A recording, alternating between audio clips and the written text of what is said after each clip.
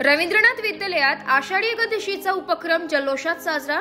आषाढी एकादशी निमित्त रवींद्रनाथ विद्यालयात पारंपरिक व सांस्कृतिक उत्साहात विशेष उपक्रमाचं आयोजन करण्यात आलं। या कार्यक्रमात विद्यार्थ्यांनी वारकरी संप्रदायाचे दर्शन घडवत पालखी सोहळा, अभंग गायन, वेशभूषा व भजन यांचे सादरीकरण केले।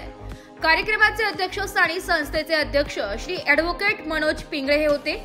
त्यांच्या समवेत उपाध्यक्ष श्री वसंत राऊत, सेक्रेटरी श्रीमती वासंतीताई गटणे, संचालिका सौ मृणाल पाठक तसेच श्री हरी काशीकर यांची उपस्थिती लाभली होती।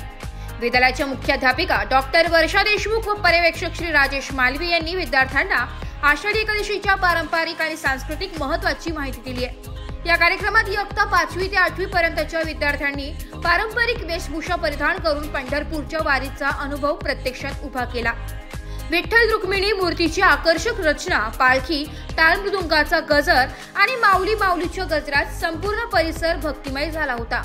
अशा उपक्रमांमुळे विद्यार्थ्यांमध्ये भक्तिभावासोबतच आपल्या संस्कृतीविषयी आदराची भावना निर्माण होते, असे मत उपस्थित मान्यवरांनी व्यक्त केले। कार्यक्रम यशस्वी करण्यासाठी शिक्षक, शिक्षकेतर कर्मचारी, पालक व विद्यार्थ्यांनी मोलाचे सहकार्य केले। नाशिक लोकशाही न्यूज साठी कमलेश वाघ, नाशिक।